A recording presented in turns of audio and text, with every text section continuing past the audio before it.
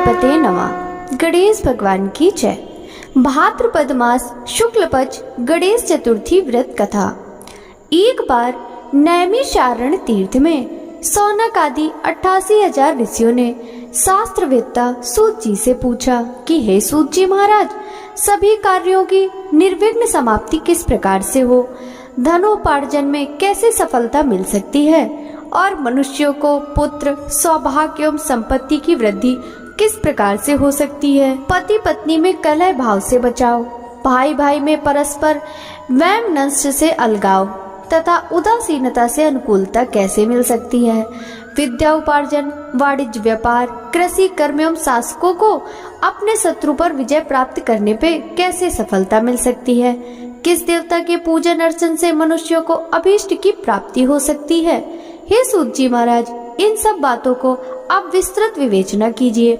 सूत जी कहते हैं कि हे ऋषियों, प्राचीन काल में जब कौरव पांडवों की सेना युद्ध के लिए सन्नद्ध हुई तो उस समय कुंती नंदन युधिष्ठिर ने श्री कृष्ण जी से पूछा, हे कृष्ण जी, आप यह बतलाइए कि हमारी निर्विघ्न विजय किस प्रकार होगी, किस देवता की आराधना से हमें अभीष्ट सिद्धि प्राप्त कर सकेंगे। श्री कृष्ण जी कहते हैं, हे वीर, पार्वती जी के मैल से उत्पन्न गणेश जी की पूजा कीजिए, उनकी पूजा से आप अपने राज्य को पा जाएंगे, यह निश्चित है। युधिष्ठिर ने प्रश्न किया कि हे देव, गणेश जी की पूजन का क्या विधान है, किस तिथि को पूजा करने से वे सिद्धि देते हैं। श्री कृष्ण जी कहते हैं कि महाराज, भादव महीने के शुक्ल पक्ष की चतुर्थी को इनकी पूजा करनी चाहिए, अथवा श्रावण, अगहन एवं माघ मास की चतुर्थी को भी पूजा की जा सकती है। हे राजन युधिष्ठिर, यदि आप में श्रद्धा भाव हो तो भादव शुक्ल चतुर्थी से ही गणेश जी की पूजा प्रारंभ कर दीजिए। व्रती को चाहिए कि प्रातः काल उठकर सफेद तिल से स्नान करे, दोपहर में सोने की मूर्ति 4 तोले, 2 तोले, 1 तोले या आधा तोले की या अपनी सामर्थ्य के अनुसार बनवावे। यदि संभव ना हो तो चांदी की ही प्रतिमा बनवा ले। यदि ऐसा ना कर सके तो मिट्टी की मूर्ति बनवा ले, परंतु अर्थ संपन्न होते हुए कृपणता ना करे। यही वर विनाशक और यही सिद्धि विनायक है। मनोवांछा की सिद्धि के लिए भाद्र शुक्ल चौथ को इनकी पूजा करें। इनकी पूजा करने से संपूर्ण आकांक्षाएं पूर्ण होती हैं। एक दंत भूमंडल में इन्हें सिद्धि विनायक कहा जाता है। ध्यान की विधि, एक दांत वाले, सूप के समान विस्तृत कान वाले, हाथी के समान मुख वाले, 4 भुजाधारी, हाथ में पास एवं अंकुश धारण किए हुए सिद्ध विनायक गणेश जी का हम ध्यान करते हैं। एकाग्र चित्त से पूजन करें। पंचामृत से स्नान कराने के बाद शुद्ध जल से स्नान करावें। तदंतर भक्ति पूर्वक गणेश जी को गंध चढ़ावें। आवाहन करके पाद्य, अर्घ्य आदि देने के बाद 2 लाल वस्त्र चढ़ाने चाहिए। तत्पश्चात पुष्प, दीप एवं नैवेद्य अर्पित करना चाहिए। फिर पान के ऊपर कुछ मात्रा में सोना रखकर अथवा रुपया ठन्नी चढ़ावें।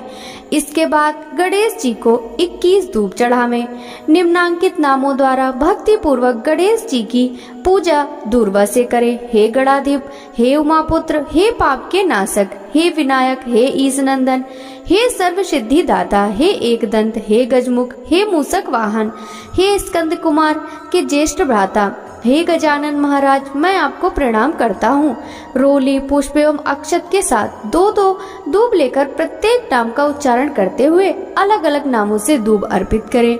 हे देवादिदेव, आप मेरे दूब को स्वीकार करें, मैं आपकी बारंबार विनती कर रहा हूँ। इस प्रकार भुना हुआ गेहूं और गुड़ अर्थात गुड़ धनिया, जो कि गणेश जी को परम प्रिय है, चढ़ावें। इसके बाद शुद्ध घी से निर्मित 21 लड्डू हाथ में लेकर कुरुकुल प्रदीप कहकर गणेश जी के आगे रख दें। उनमें से 10 लड्डू ब्राह्मण को दान कर दें और 10 लड्डू अपने भोजन के निमित्त रख लें।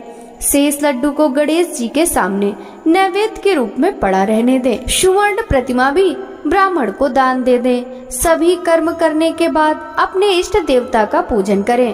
तदंतर ब्राह्मण को भोजन कराकर स्वयं भोजन ग्रहण करें।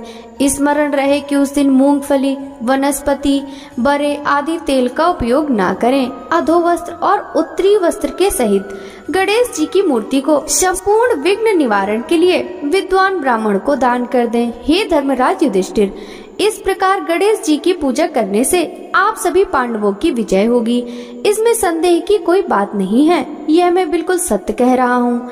गुरु से दीक्षा लेने के समय वैष्णव आदि प्रारंभ में गणेश पूजन करते हैं। गणेश जी की पूजा करने से विष्णु, शिव, पार्वती, अग्नि आदि विशिष्ट देवों की भी पूजा हो जाती है, इसमें संदेह नहीं है। इनके पूजन से चंडिका आदि मातृगण सभी प्रसन्न होते हैं। हे ऋषियों, भक्ति पूर्वक सिद्धि विनायक गणेश जी की पूजा करने से उनकी कृपा के फलस्वरूप मनुष्यों के सभी कार्य पूर्ण होते हैं। भाद्र शुक्ल गणेश चतुर्थी की पूजा शिवलोक में हुई। इस दिन स्नान, दान, उपवास, पूजन आदि करने से गणेश जी की अनुकंपा से शताधिक फल होता है। हे युधिष्ठिर, इस दिन चंद्र दर्शन को निषेध किया गया है, इसलिए अपने कल्याण की कामना से दोपहर में ही पूजा कर लेनी चाहिए।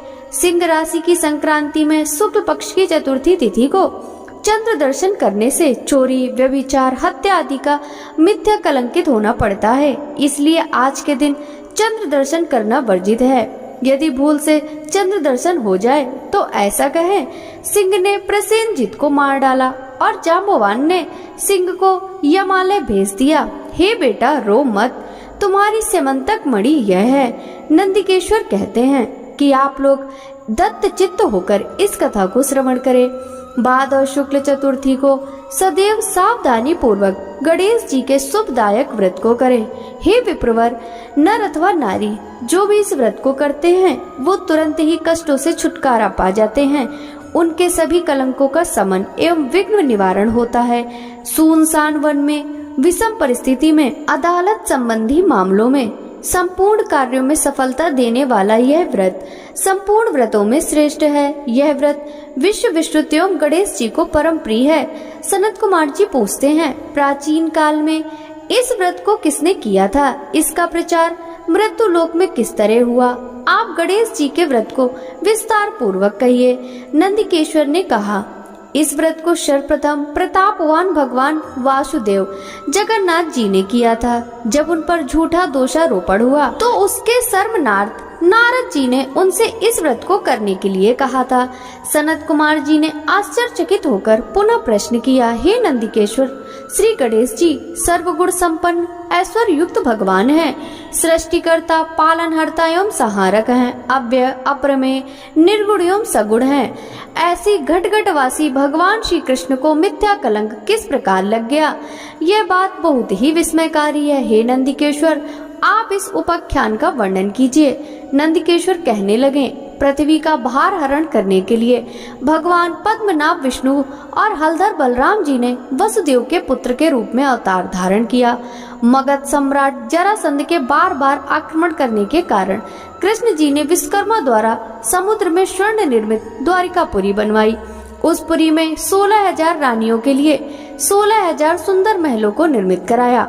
उन रानियों के निवास के उपभोग के निमित्त पारिजात वृक्ष का आरोपण कराया। इसके अतिरिक्त 56 करोड़ यादवों के लिए 56 करोड़ भवनों की व्यवस्था की और अन्य ब्राह्मण, क्षत्रिय, वैश्य एवं शूद्रादि लोगों के लिए भी निवास का प्रबंध करवाया। महाजनता शांति पूर्वक बसती थी। त्रैलोक में उपलब्ध होने वाली जितने वस्तुएं थी सभी का वहां संग्रह किया गया था। उस द्वारिका में उग्र नामक यादव के सत्राजित और प्रसेन नामक 2 पुत्र हुए। समुद्र तट पर स्थित भाव से सूर्य नारायण को प्रसन्न करने के लिए वीरवान सत्राजित तपस्या करने लगे। वे निराहार रहकर सूर्य की ओर टकटकी बांधकर आराधना करने लगे। भगवान सूर्य प्रसन्न होकर सत्राजित के समक्ष प्रकट हुए। सत्राजित भी अपने आराध्य के दर्शन से बहुत प्रसन्न हुए। सत्राजित स्तुति करने लगे कि हे तेजपुंज, हे स्वतः प्रकाशवान, हे काश्यपे, हे हरिदश, आपको मेरा बारंबार प्रणाम है। हे ग्रहराज, हे चंद्रमा को प्रकाशित करने वाले, हे वेद त्रय स्वरूप, हे संपूर्ण देवों के अधिपति, आपको मेरा नमस्कार है। हे देवराज, आप मेरे पर प्रसन्न हो। हे दिवाकर, आपकी कृपा दृष्टि मेरे ऊपर हो जाए। सत्राजित की ऐसी स्तुति से भगवान सूर्य ने सत्राजित से शांत, गंभीर और मधुर वाणी में कहा कि हम तुम्हारे ऊपर बहुत प्रसन्न हैं। तुम्हारी जो अभिलाषा हो वह हमसे मांग लो। हे महाभाग्यशाली सत्राजित, हम तुम्हारी आराधना से संतुष्ट हैं। अब तुम इस सुंदर रत्न को ले लो, यह देवों को भी अप्राय है। ऐसा कहकर प्रसन्न मन से भगवान ने अपने कंठ से मणि उतारकर उसे दे दी। भगवान सूर्य ने उससे कहा कि यह प्रतिदिन 8 बार अर्थात 24 मन सोना प्रदान करती है, अतः मणि धारण करने के समय पवित्र रहना चाहिए। हे सत्राजित, अशौचावस्था में धारण करने से धारक का मरण हो जाता है।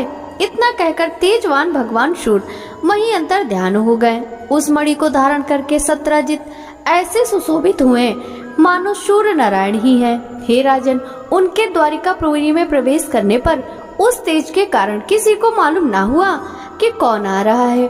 उस कांतिमान मणि को कंठ में धारण किए हुए वह श्री कृष्ण जी की द्वारिका में तुरंत ही चले आए। उस मणि की चमक से देखने वालों ने समझा कि साक्षात सूर्य भगवान ही आए हैं। तब लोगों ने समीप आकर स्पष्ट रूप से देखा तो समझ में आया कि वह सूर्य नहीं है, ये तो सत्राजित है, जो कंठ में मणि धारण करने के कारण सुशोभित हो रहे हैं। सत्राजित के कंठ में स्यमंतक मणि को देखकर भगवान कृष्ण का मन लालायित हो उठा, परंतु उन्होंने उसे लेने की चेष्टा नहीं की। इधर सत्राजित के मन में संदेह उत्पन्न हो गया कि कहीं कृष्ण जी मुझसे यह मणि मांग न लें। इस भय से उसने उस मणि को अपने भाई प्रसेनजित को दे दिया, साथ ही उसे पवित्र रहकर पहनने के लिए सावधान भी कर दिया। एक समय की बात है, प्रसेनजित उस मणि को पहने हुए श्री कृष्ण जी के साथ वन में आखेट के लिए गए। असुचिता के कारण अश्वारूढ़ प्रसेनजित को एक शेर ने मार डाला। उस सिंह को रत्न लेकर जाते हुए देखकर जाम्बवान ने मार डाला। जाम्बवान ने उस मणि को गुफा में लाकर अपने बेटे को दे दिया। इधर श्री कृष्ण जी अपने सहयोगी शिकारियों के साथ द्वारिका में लौट आए। समस्त द्वारिका वासियों ने अकेले कृष्ण को आया देखकर ऐसा अनुमान लगाया कि मणि के लोभ में कृष्ण ने प्रसेनजित की हत्या कर डाली। ऐसा कौन सा धर्म है जो लोभी के लिए करनी ना हो। लोभी तो अपने गुरुजनों का भी वध कर डालता है।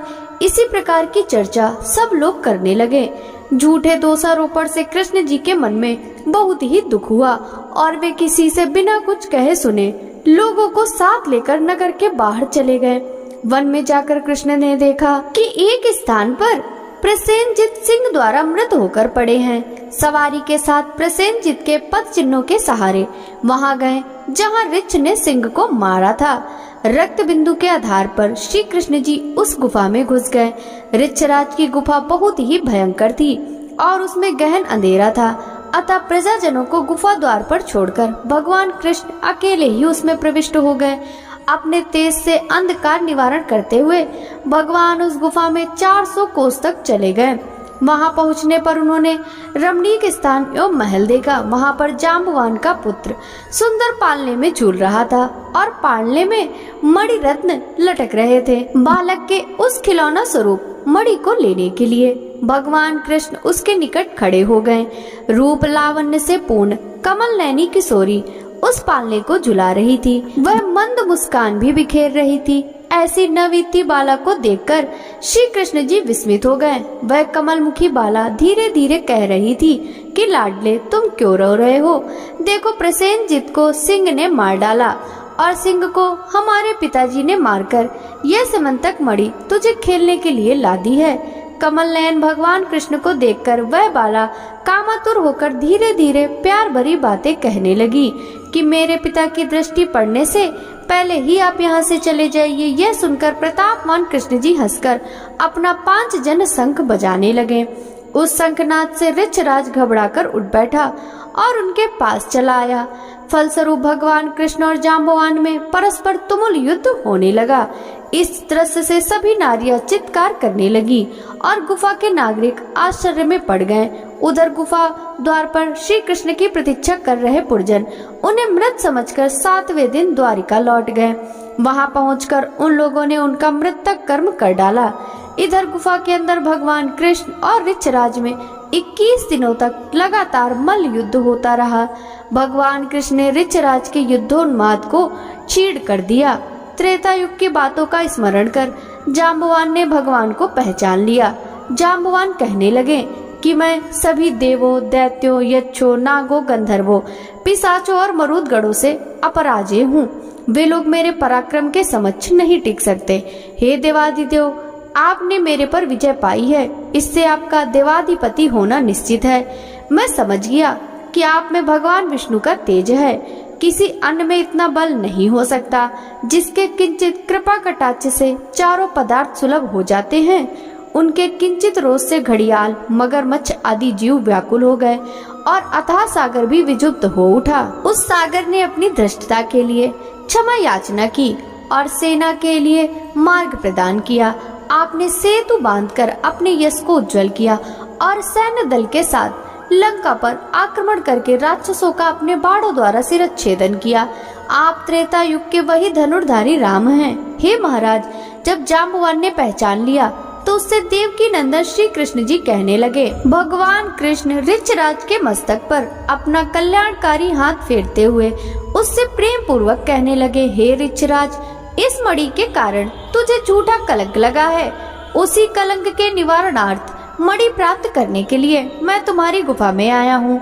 भगवान की बात सुनकर जाम्बवान ने प्रसन्नता पूर्वक अपनी कन्या जाम्बवती को उन्हें समर्पित करके दहेज स्वरूप मणि भी दे दी। भगवान कृष्ण ने कन्या और मणि ग्रहण कर लिया। जाम्बवान के दुर्लभ ज्ञान का उपदेश देकर जाने का विचार किया। भगवान कृष्ण के जाने से पहले जाम्बवान ने अपनी कन्या का पाणी ग्रहण उनके साथ कर दिया। जाम्बवान के साथ मणि लेकर भगवान कृष्ण प्रसन्न मन से द्वारिका आए। जिस प्रकार किसी मृतक के पुनर्जीवित होने पर उसके परिवार वालों के हर्ष की सीमा नहीं रहती, वही अवस्था कृष्ण को देखकर द्वारिका वासियों को हुई। श्री कृष्ण को धर्म पत्नी के साथ मणि लेकर लौटा देखकर सभी लोग उत्सव मनाने लगे।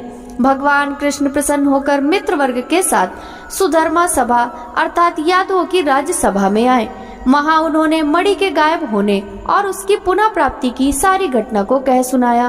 भगवान कृष्ण ने राजसभा में उपस्थित सत्रजित को अपने पास बुलाकर उसे वह मणि दे दी। यादव संसद सदस्यों के सामने मणि देकर भगवान झूठे कलंक के दोष से मुक्त हो गए।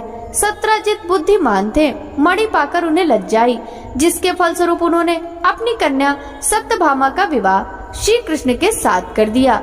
इसके बाद सतधन्वा, अक्रूर आदि दूषित हृदय वाले यादव मणि प्राप्ति के लिए सत्रजित से शत्रुता करने लगे। एक बार की बात है, श्री कृष्ण जी कहीं गए हुए थे। उनकी अनुपस्थिति में पाप आत्मा सतधन्वा ने सत्रजित की हत्या करके मणि अपने कब्जे में कर ली। श्री कृष्ण के लौटने पर सत्यभामा ने उन्हें सारी बातें बतलाई।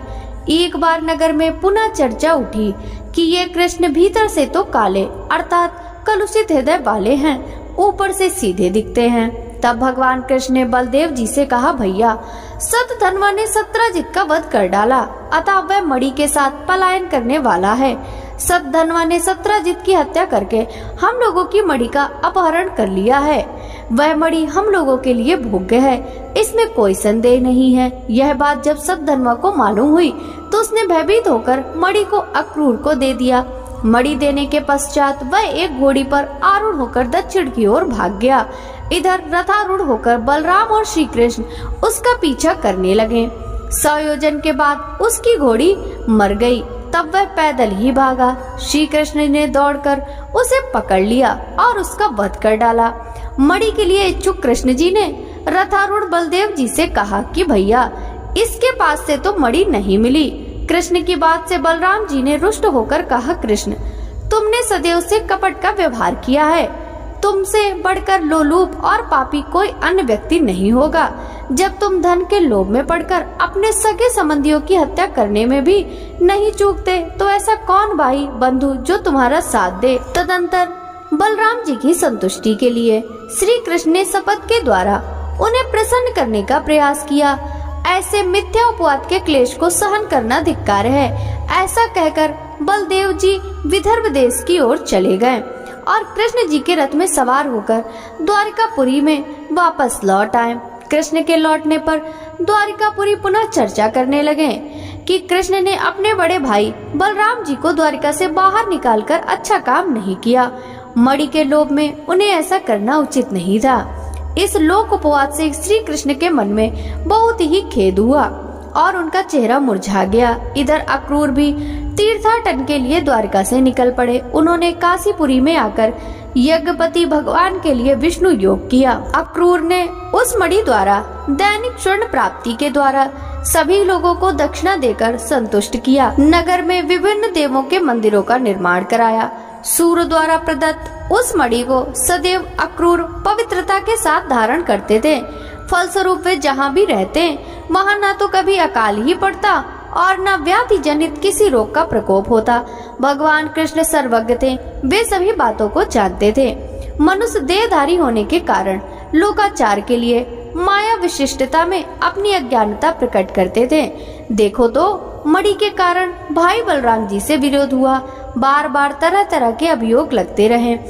इतना कलंक कहाँ तक सहा जाए। कृष्ण जी की इस चिंतातुर अवस्था में ही वहाँ नारद जी आ पहुँचे। भगवान द्वारा अभ्यर्थित होकर आसन पर सुख पूर्वक बैठकर मुनि कहने लगे। नारद जी ने कहा, हे भगवान, आप खिन्न क्यों दिखाई पड़ रहे हैं? आप किस चिंता में पड़े हुए हैं? हे केशव, आप संपूर्ण वृतांत मुझसे कहें। श्री कृष्ण जी ने कहा, हे देवर्षि नारद, मुझे बार बार अकारण कलंक लग रहा है। इस कारण मुझे अत्यंत पश्चाताप है। मैं आपकी शरण में हूँ, आप मुझे चिंता रहित कीजिए। नारद जी ने कहा कि हे देव, आप पर लगने वाले कलंक का कारण मैं जानता हूँ।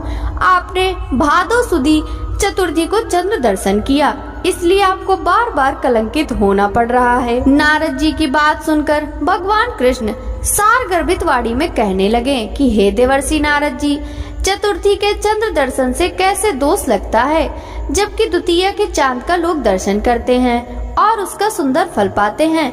नारद जी ने कहा, स्वयं गणेश जी ने दर्शनीय रूप वाले अर्थात सुंदरतम रूप पर गर्व करने वाले चंद्रमा को श्राप दिया है कि आज के दिन जो लोग तुम्हारे दर्शन करेंगे, समाज में उन्हें व्यर्थ ही निंदा का पात्र होना पड़ेगा।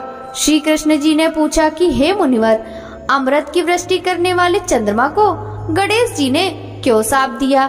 आप इस सर्वोत्तम उपाख्यान का विस्तृत वर्णन कीजिए। नारद जी ने उत्तर दिया कि प्राचीन काल में ब्रह्मा, विष्णु और शिव ने मिलकर गणेश जी को अष्ट सिद्धि तथा नौ निधि को पत्नी स्वरूप प्रदान किया। तदंतर शास्त्रोक्त विधि से गणेश जी की पूजा करके उन्हें संपूर्ण देवों में अग्रणी बनाकर प्रजापति ब्रह्मा जी उनकी स्तुति करने लगे। ब्रह्मा जी ने कहा, हे हाथी सदस्य मुख वाले, हे गणपति, हे लंबोदर, हे वरदायक, हे समस्त विद्याओं के अधिपति, हे देवताओं के अधिनायक, हे सृष्टिकर्ता, पालक एवं संहार करता गणेश जी, जो लोग भक्ति पूर्वक आपको लड्डू चढ़ाकर पूजन करेंगे, उनके सभी विघ्न दूर हो जाएंगे और दुर्लभ सिद्धि प्राप्त होगी, इसमें संशय नहीं है। जो देवता या दानव आपकी पूजा किए बिना सफलता की कामना करते हैं, उन्हें अरबों कल्प तक सिद्धि नहीं मिलती। हे गणाध्यक्ष, आपकी कृपा कटाक्ष के बल पर सदा विष्णु पालन करते हैं तथा शिव जी संहार करते हैं। ऐसी स्थिति में मेरी सामर्थ्य नहीं है जो मैं आपकी स्तुति कर सकूं। ब्रह्मा जी के मुख से ऐसी स्तुति सुनकर गणेश जी ने विश्व के अधिपति ब्रह्मा जी से प्रेम पूर्वक कहा। गणेश जी ने कहा कि हे जगत के रचयिता ब्रह्मा जी, मैं आपकी भक्ति पूर्ण निश्चल स्तुति से अत्यंत प्रसन्न हूँ। आपकी जो इच्छा हो मुझसे वर के रूप में मांग लीजिए, मैं उसे पूर्ण करूँगा। ब्रह्मा जी ने कहा, हे प्रभु, सृष्टि के रचना काल में मुझे किसी प्रकार की बाधा ना हो। यह सुनकर गणेश जी ने प्रसन्न मन से मुस्कुराते हुए कहा, ऐसा ही होगा, अर्थात आपका कार्य निर्विघ्न रूप से चलता रहेगा। ब्रह्मा जी अभिष्ट वरदान पाकर अपने लोक को चले गए। इधर स्वेच्छा से भ्रमण करने वाले गणेश जी ने सत्यलोक में चलकर अपना अद्वितीय स्वरूप धारण किया। आकाश मार्ग से चंद्रलोक में जा पहुँचे। रूपशाली चंद्रमा ने गणेश जी के ऐसे हास्य योग स्वरूप को देखा, जिसमें उनकी लंबी सूंड, सूप के समान कान, लंबे दांत, भारी भरकम तोंदीला पेट और चूहे के समान वाहन पर आसीन है। ऐसे विस्मयकारी रूप को देखने से रूप गर्वित चंद्रमा को हंसी आ गई। चंद्रमा के हंसने से गणेश जी कुपित हो गए। उनकी आंखें क्रोध से लाल हो गईं। उन्होंने चंद्रमा को शाप दे दिया, तुम दर्शनीय एवं सुंदर रूप वाले मुझको देखकर हंस रहे हो। गणेश जी ने कहा कि चंद्रमा, तुम मदर्पित हो रहे हो, इसका फल तुम्हें बहुत जल्द भोगना पड़ेगा। आज से शुक्ल चतुर्थी के दिन कोई भी व्यक्ति तुम्हारे पापी मुख को नहीं देखेगा। जो व्यक्ति भूल से भी तुम्हारे मुख को देखेगा, उसे अवश्य कलंकित होना पड़ेगा।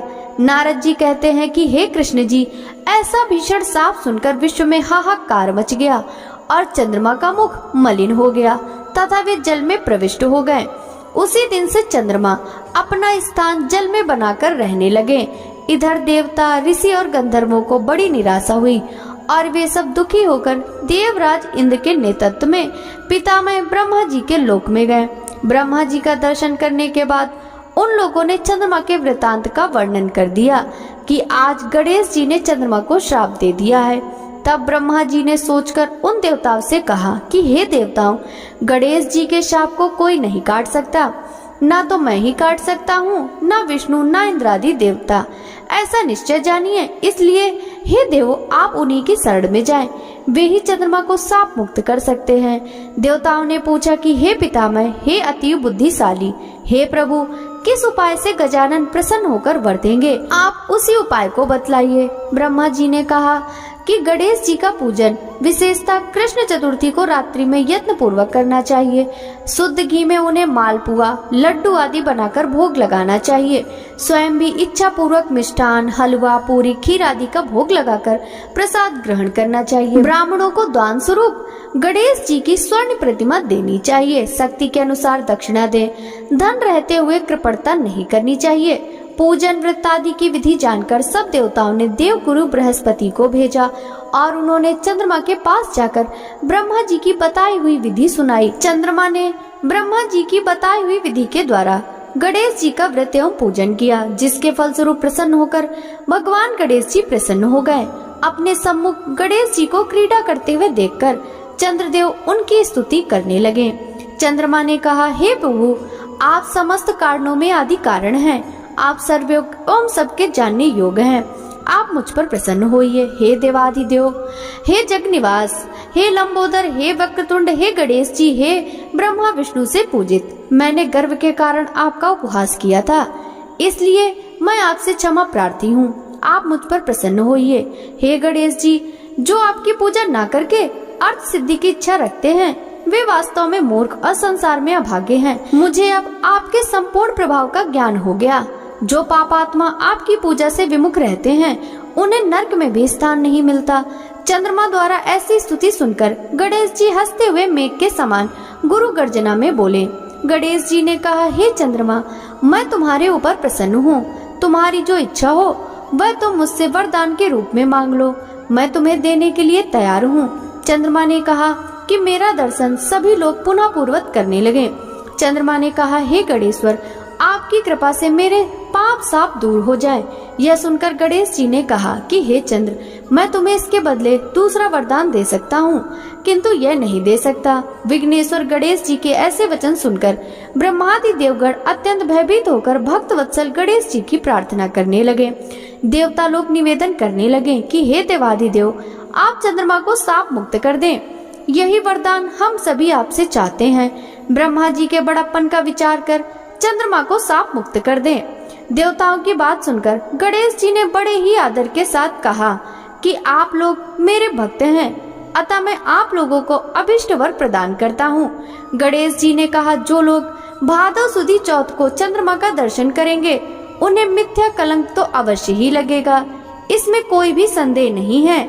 किंतु महीने के आरंभ में शुक्ल द्वितीया के दिन जो व्यक्ति हर महीने में निरंतर तुम्हारा दर्शन करते रहेंगे, उन्हें भादो सुदी चौथ के दर्शन का दुष्परिणाम नहीं भोगना पड़ेगा।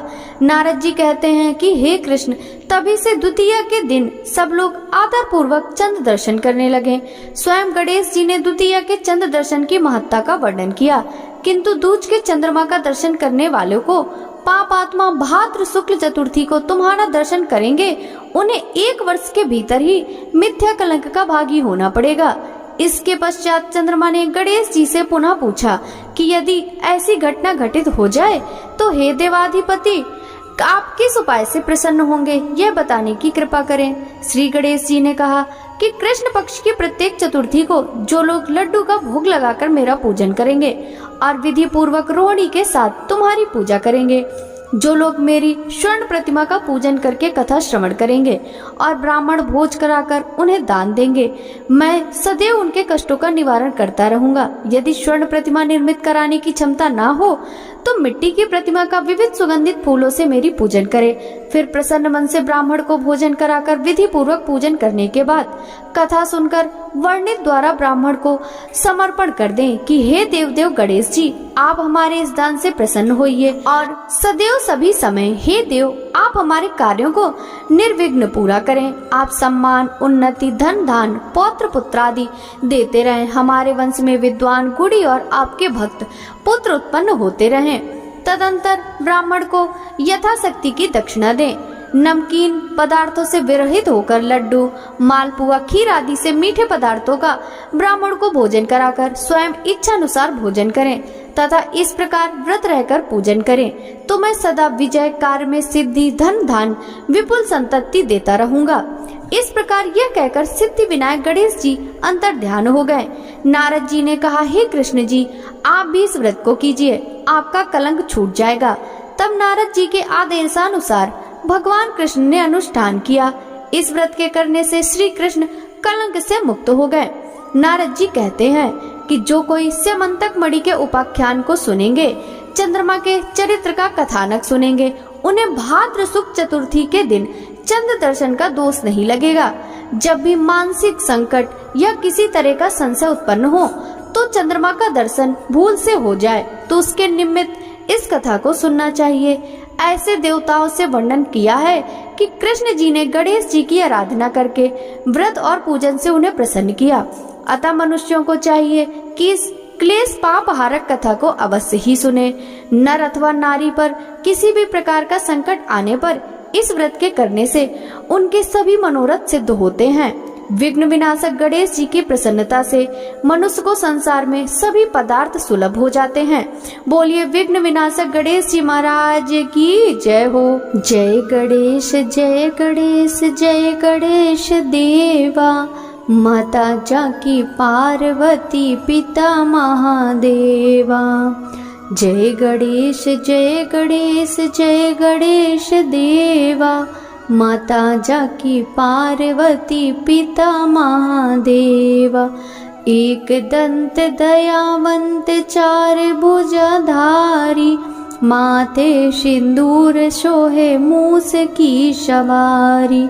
जय गणेश जय गणेश जय गणेश देवा, माता जाकी पार्वती पिता महादेवा।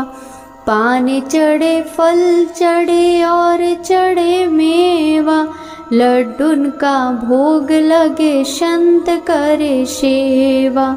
जय गणेश जय गणेश जय गणेश देवा, माता जाकी पार्वती पिता महादेवा। अंधन को आँख देत कोड़िन को काया, बांझन को पुत्र देत निर्धन को माया। जय गणेश जय गणेश जय गणेश देवा, माता जाकी पार्वती पिता महादेवा। सूर्य श्याम शरण आए सफल कीज सेवा, माता जाकी पार्वती पिता महादेवा। दीनन की लाज रखो शंभु सुतकारी, कामना को पूर्ण करो जाओ बलिहारी। जय गणेश जय गणेश जय गणेश देवा, माता जाकी पार्वती पिता महादेवा।